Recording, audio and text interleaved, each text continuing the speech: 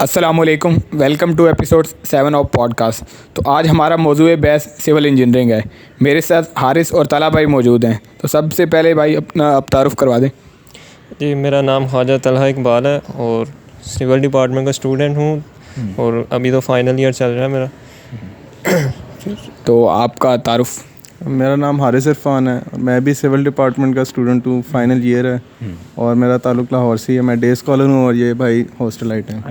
अच्छा, बिल्कुल बेसिक से स्टार्ट करते हैं। तो आप जब ईकेट दिया उसके बाद आपने डिपार्टमेंट चूज़ करना था, तो आपने सिविल चूज़ किया, तो आपने क्या क्या चीज़ें देखी थी? अच्छा, मैंने पर्सनली देखी थी कि सारे डिपार्टमेंट इंजीनियरिंग में होता क्या है। मेरे पास कोई गाइडेंस नहीं थी ऐसा सीनियर से, ना कोई रब्ता था, ना किसी ने फैमिली में इतना किया हुआ था। तो मैंने मेरे ख्याल में पर्सनल इंटरेस्ट की बिना पे ये सिलेक्शन की थी कि सिविल इंजीनियरिंग में जो है स्ट्रक्चर से रिलेटेड, मैकेनिक्स से रिलेटेड, जो आपने फ़िज़िक्स में एफएससी या लेवल के स्कोप में पढ़े होंगे, उससे ज़्यादा सब्जेक्ट से रिलेटेड रिलेशन उसका ज़्यादा इन सब्जेक्ट से। तो मेरा उनमें इंटरेस्ट भी था, तो मेरा ख्याल है मैंने इस वजह से सिविल को नंबर 1 रखा था प्रेफरेंस में। तो उसी में मेरा एडमिशन हुआ था। अच्छा तला, आपने क्या क्या चीज़ें देखी सिविल इंजीनियरिंग सेलेक्ट करते वक्त या ईकेट के बाद? देखें, ई कैट के बाद बच्चे देखते हैं काफ़ी डिफरेंट फील्ड्स में, लेकिन जैसे मैंने भी कई प्रेफरेंस रखी थी, टॉप में मैंने भी सिविल रखी। लेकिन मैं इसलिए सिविल रखी थी क्योंकि आप देखें किसी भी कोई भी फील्ड है, आप उसके काम को देखते हैं, तो आपको उसमें इंटरेस्ट पैदा होता है। तो कंस्ट्रक्शन के रिलेटेड जो है, मैंने इस फील्ड यानी सिविल इंजीनियरिंग में आने से पहले 1-2 कंस्ट्रक्शन का काम किया हुआ था, या आप कह लें कि देखा हुआ था, उसका ओवरव्यू किया हुआ था। तो उसके बाद मुझे उस सिविल इंजीनियरिंग में थोड़ा बहुत इंटरेस्ट पैदा हो गया था। तो उसी बिना पर फिर मैंने जब ई कैट हुआ तो मेरी फ़र्स्ट प्रायोरिटी सिविल ही मैंने रखी थी और फिर मेरा अल्हम्दुलिल्लाह सिविल में ही मेरा सिलेक्शन हो गई थी। अच्छा, हम एक सिविल इंजीनियरिंग जब हम एफएससी देखते तो हमें यही लगता है कोई कंस्ट्रक्शन टाइप इस टाइप की चीज़ है। लेकिन अब बिल्कुल अगर एक लेमैन के लिए हम उसे बताएं कि सिविल इंजीनियरिंग क्या होती है, तो उसे हम कैसे उसके लिए डिफ़ाइन करेंगे? अच्छा, बिल्कुल ऐसी है। जब हम भी थे कहते हैं इंटरमीडिएट लेवल पे, तो हमें यही था कि कंस्ट्रक्शन से रिलेटेड और स्पेसिफिकली बिल्डिंग कंस्ट्रक्शन दिमाग में आता है सिविल के साथ। लेकिन इसमें इसके अलावा बहुत ज़्यादा चीज़ें हैं और सिविल को मेरा ख्याल है 4 बेसिक ब्रांचेस में डिवाइड किया जा सकता है। एक इसमें आती है ट्रांसपोर्टेशन इंजीनियरिंग, एक इरिगेशन इंजीनियरिंग आती है, उसके अलावा एक स्ट्रक्चरल इंजीनियरिंग और फाइनली जियो टेक्निकल इंजीनियरिंग। तो जो इसका पार्ट है स्ट्रक्चरल इंजीनियरिंग, वो ज़्यादा लोगों में उनको पता होता है उसके बारे में। वो यही समझते हैं कि स्ट्रक्चर से रिलेटेड है, कैलकुलेशन के सारी आपकी बिल्डिंग की जो भी डायमेंशंस हैं, कितना उसमें स्टील डालना है, कितनी कॉलम के साइजेस और ये चीज़ें होती हैं। लेकिन इसके अलावा एक और इसकी जो ब्रांच है जियो टेक्निकल, जिसमें सॉइल से रिलेटेड सारा कुछ, ये भी सिविल में इंक्लूडेड है। इरीगेशन से, जिसमें आपके रिवर्स, आपके डैम्स, ये सारी चीज़ें आ जाती हैं, ये भी सिविल में इंक्लूडेड है। और चौथा ट्रांसपोर्टेशन बताया था, उसमें जो आपके रोड्स और रेलवेज़ और एयरवेज़, ये सारे भी सिविल में इंक्लूडेड हैं। तो अगर एक लेमैन को पता होना चाहिए कि इन 4 चीज़ों का कॉम्बिनेशन एक सिविल इंजीनियर है। यस। अच्छा, ये सिविल इंजीनियरिंग से रिलेटेड जो फील्ड है ना, आमतौर पर बच्चे को भी लगता है आर्किटेक्चरल है, सीआरपी है। लेकिन इन फील्ड और सिविल इंजीनियरिंग में क्या डिफरेंस है? उनमें क्या पढ़ाया जाता है और सिविल इंजीनियरिंग में क्या पढ़ाया जाता है? अब बेसिक डिफरेंस जो है, जैसे उसने दोस्त ने बताया कि इसमें स्ट्रक्चरल इंजीनियरिंग जैसे एक मेजर समझा जाता है। तो जो हमारा सिविल इंजीनियरिंग का है, वो बेसिकली एक स्ट्रक्चर को, एक आप आम लफ्ज़ों में कहना है कि खड़ा कैसे करना है, एक स्ट्रक्चर को, एक ब्रिज है उसको बनाना किस तरह, वो एक सिविल इंजीनियर का काम है। इसी तरह बिल्डिंग्स में अगर जो बीम्स, कॉलम्स वगैरह आने हैं, जो स्लैब्स आनी हैं, उनके जो साइजेस वगैरह हैं, वो डिज़ाइन करना एक सिविल इंजीनियर का काम है। लेकिन अगर आप उसकी एस्थेटिक की बात करें कि एस्थेटिक किस तरह आएगी, तो वो एक आर्किटेक्ट का काम है कि उसने उसमें एस्थेटिक किस तरह लानी है।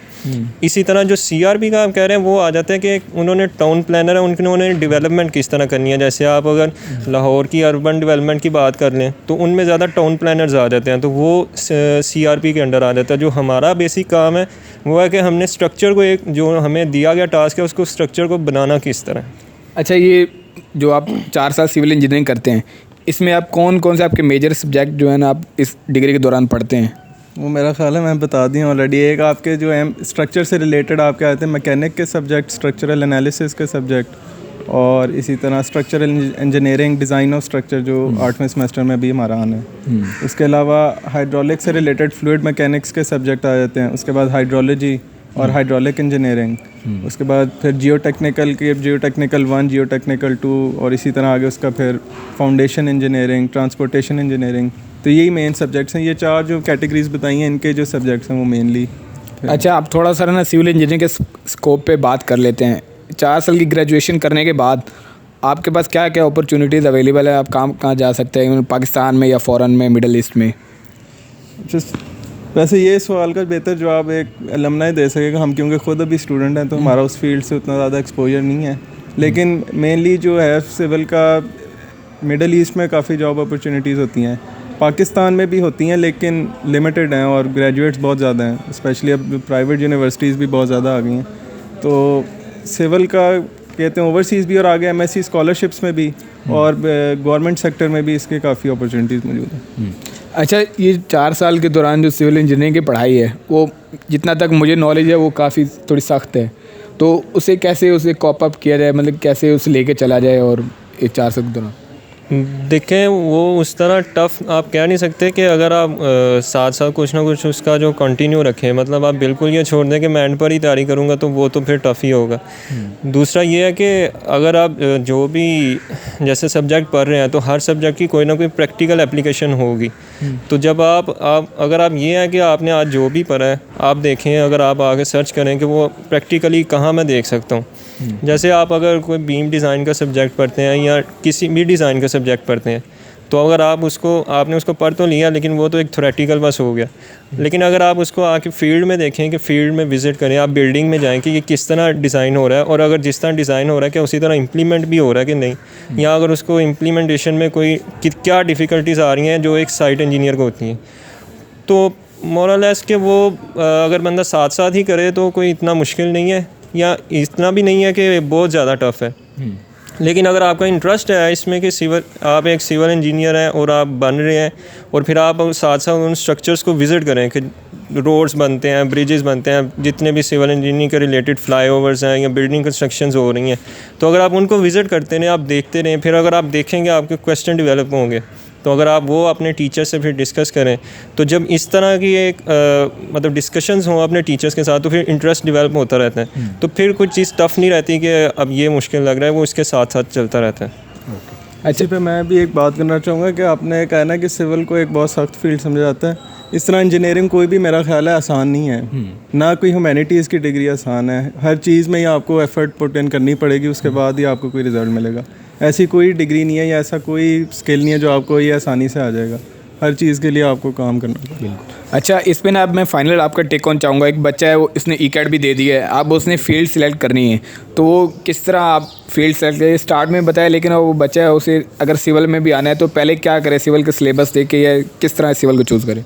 सबसे पहले आपको जो प्रोस्पेक्टस मिलता है उसके अंदर कोर्स आउटलाइन होती है तमाम जो हैं डिग्रीज़ की, उससे अगर वो आइडिया ले सकते हैं। उसमें आप देखें कौन से कोर्सेज़ हैं, उनका कंटेंट क्या होता है, और इस तरह यूट्यूब पे काफ़ी वीडियोस आपको मिल जाएंगी जिसमें उन्होंने फील्ड्स को एक्सप्लेन किया हुआ है, जिस तरह आप अभी बना रहे हैं। तो ये तो बिल्कुल ही डायरेक्टली आप बच्चों को बता रही है, लेकिन इस तरह काफ़ी वीडियोस हैं, आप सर्च करें, आपको हर एक का खुद ही आइडिया हो जाएगा कि कौन सी वाली उनको सूट कर रही है, क्योंकि हर एक का अलहदा एक्सपर्टीज़ होती है, दिमाग हर बंदे का अलहदा तरीके से चलता है। तो उनको जो अपनी तरफ से सूट करेगा वो उसे सिलेक्ट करे और बिला झिझक करे। आपका इस बात पे टेक ऑन कि कैसे फील्ड सिलेक्ट करें? देखिए, पहले तो वो देखें कि उसने ई-कैट अब दे दिया तो उसके इंटरेस्ट क्या है, कि मतलब वो किस फील्ड में जाना चाहता है, क्योंकि जो इंटरेस्ट है उसी में जाना चाहिए। आपको ज़ोर के साथ किसी दूसरे के कहने पर फील्ड नहीं चूज़ करनी चाहिए, बाद में आपके लिए मुश्किल होती है। तो जो इंटरेस्ट है पहले अगर आप उसमें आसानी से जा सकते हैं तो उसी इंटरेस्ट के साथ उसमें जाएं। अगर जैसे आपने सिविल इंजीनियरिंग को अगर चूज़ करना है तो आप सिविल इंजीनियरिंग के जो जिस तरह उन्होंने बताया कि प्रॉस्पेक्टस में देखें सब्जेक्ट कौन कौन से हैं, या आगे उनकी अगर आपने स्कोप देखना है तो देखें फील्ड में उसके लिए उसके बाद क्या अपॉर्चुनिटीज़ हैं। उसके अलावा अगर आपने फिर भी देखना है तो जैसे हमारा डिपार्टमेंट है, उन्होंने स्पेशल वेबसाइट भी बनी हुई है सिविल की, तो अगर आप उसको विज़िट करें तो उसमें हर चीज़ को उन्होंने बताया हुआ है कि हमारे पास कौन कौन सी लैब्स हैं, कि क्या उनका मतलब उनकी डिटेल सारा उन्होंने बताया हुआ है, और किस तरह वो लेकर बच्चों को चलेंगे, उनका क्या स्केड्यूल है, क्या उनके लर्निंग आउटकम्स जो हैं, तो वो सारी चीज़ें उस वेबसाइट पर मेंशन है। आप उसको लाजमी फ़ोकस करें। अगर आप सिविल इंजीनियरिंग से रिलेटेड चाहते हैं तो फिर आपको उधर से सारा डाटा भी मिल जाएगा, आप देख भी लेंगे कि मेरे इंटरेस्ट इससे रिलेटेड हैं भी कि नहीं।